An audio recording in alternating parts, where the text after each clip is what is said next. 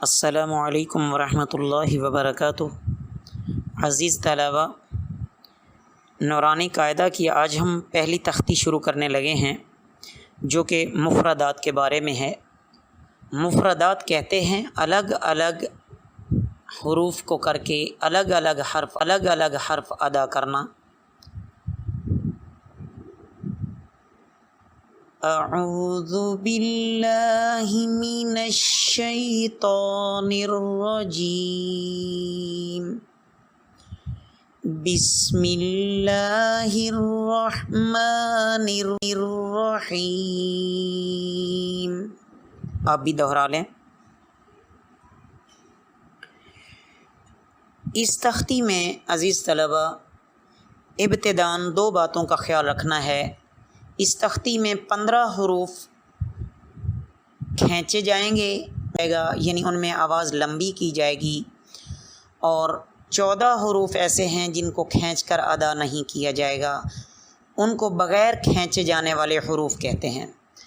آپ کے سامنے نورانی قاعدہ تجوید والا ہونا چاہیے، تو وہ حروف جو تین حرف کو ملا کر اردو میں اگر لکھا جائے، جیسے جیم ہے تو اس کو اگر اردو میں لکھیں تو جیم کا سیرہ، یا کا سیرہ اور میم ملا کر یہ لکھیں گے تو یہ جیم بنے گا۔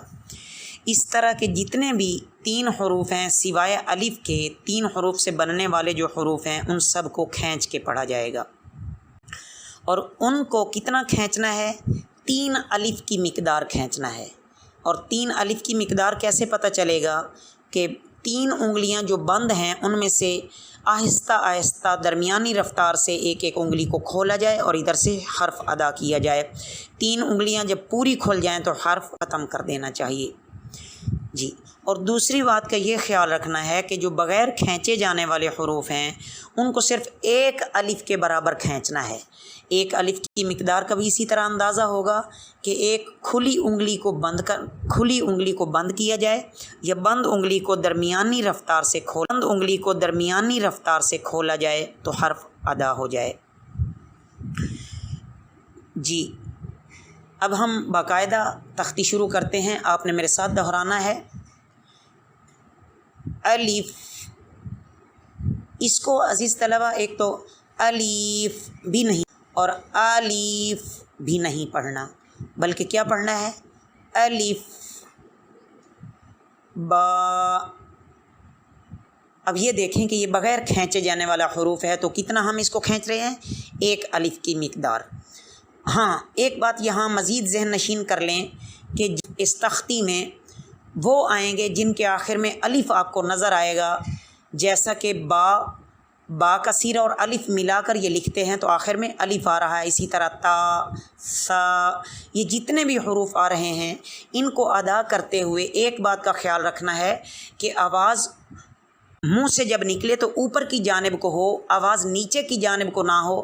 اگر آواز نیچے کی جانب کو ہو گئی تو اسے تجوید کی اصطلاح میں امالہ کہتے ہیں، کہ الف کو یا کی طرف مائل کر کے پڑھنا یا زبر کو زیر کی طرف مائل کر کے پڑھنا، تو یہ غلطی ہوتی ہے۔ اب آپ میرے ساتھ پڑھیں گے با۔ اگر اسی کو ایک بچہ غلط پڑھتا ہے تو وہ یوں پڑھے گا بے۔ پڑھا تو اس نے بھی با ہے لیکن غلط پڑھا ہے، تو صحیح کیسے ادا کرنا ہے؟ با تا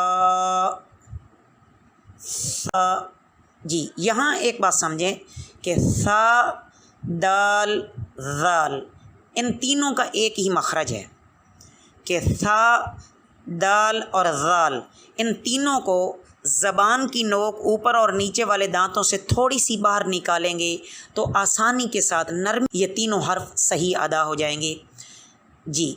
اس میں سیٹی کی آواز نہیں آنی چاہیے ورنہ حرف غلط ہو جائے گا جی۔ سنیں، سا، جیم۔ جیم کو ادا کرتے ہوئے ایک بات کا خیال رکھا جائے کہ جیسے شروع سے آواز چلتی ہے اسی طرح ہی تینوں انگلیاں بند یا کھولنے تک یہ ایک ہی طرح چلے، درمیان میں آواز بدلتی نہ رہے۔ دوبارہ میرے ساتھ دہرائیں، جیم، یہ کھینچنے والے ایک اور علامت بھی تجویدی قاعدہ میں ہوتی ہے کھینچنے والے حروف کی کہ ان پر مد کا نشان ہوتا ہے۔ عام کے شروع میں جو الف مدآ لکھا ہوتا ہے نا، تو الف کے اوپر جو مد ہوتا ہے اسے مد کہتے ہیں، اور اگر آپ کے سامنے تجویدی قاعدہ ہے تو اس کے سامنے یہ الگ سے جو جیم لکھا ہوا ہے اردو میں، اس کے اوپر یہ مد کا نشان ڈالا ہے۔ تو جتنے حروف پر مد کا نشان ڈالا ہوا ہے وہ سارے کے سارے ہم نے اسی طرح 3 الف کی مقدار کھینچ کر پڑھنے ہیں۔ شاباش، تو ایک دفعہ آپ میرے ساتھ پھر یہی دہرائیں، جیم، آگے ہا۔ یہ یوں سمجھیں جیسے انسان ٹھنڈی سانس لیتا ہے نا، ٹھنڈی سانس لیتا ہے نا، ہا، تو ٹھنڈا سانس لے کر آخر میں حلق سے یہ حرف ادا ہونا ہے، ہا۔ مزید انشاءاللہ مخارج کی بحث آگے بھی ہوتی رہے گی، تو موٹی موٹی جو بات ہے وہ میں آپ کے سامنے عرض کرتا جا رہا ہوں تاکہ ہمیں سبق صحیح سمجھ آ جائے۔ ہا، خا، جی یہ جو خا ہے یہ آپ دیکھ رہے ہوں گے کہ یہ گرین کلر میں آپ کے قاعدہ پر لکھا ہوگا۔ جتنے بھی گرین کلر میں حروف لکھے ہوئے ہیں ان کو پر حرف کہتے ہیں، یہ پر حروف ہیں، ان کو پڑھتے ہوئے اور ہلکے سے ہونٹ گول ہوں تو ہوں، ورنہ اگر ہونٹ زیادہ گول ہو گئے تو حرف غلط ہو جائے گا۔ پر حروف کے ادا کرتے ہوئے صرف مخرج اور صفات کا خیال رکھنا ہوتا ہے، ہونٹ بہت زیادہ گول نہیں کرنے ہوتے ورنہ حرف غلط ادا ہوتا ہے۔ جی خا، خا، آگے دال، جیسا کہ میں نے آپ کے سامنے سا کے حرف میں بیان کیا ہے، ذال۔ ان دونوں کو دال اور ذال کو ادا کرتے ہوئے زبان لازمی دانتوں سے تھوڑی سی باہر نکالیں گے، ورنہ یہ حرف صحیح ادا نہیں ہوگا، ورنہ پھر اگر سختی پیدا ہو گئی حرف میں تو یہ حرف غلط ہو جائے گا۔ آگے را، را، اس کو ادا کرتے ہوئے ایک تو اس میں بار بار زبان دانتوں کے سروں کے ساتھ نہ ٹکرائے ورنہ تکرار پیدا ہو جائے گا اور یہ لفظ غلط ادا ہوگا۔ یہ بھی پر حروف میں سے ہے، کیسے پڑھنا ہے؟ را، را، جی۔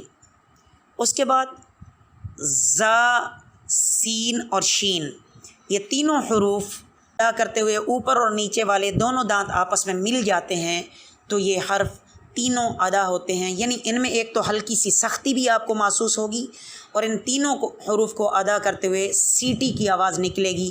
جب اس طرح ادائیگی ہو تو سمجھنا کہ ہم حرف صحیح ادا کر رہے ہیں، ورنہ دوبارہ مشق کرنے کی ضرورت ہے۔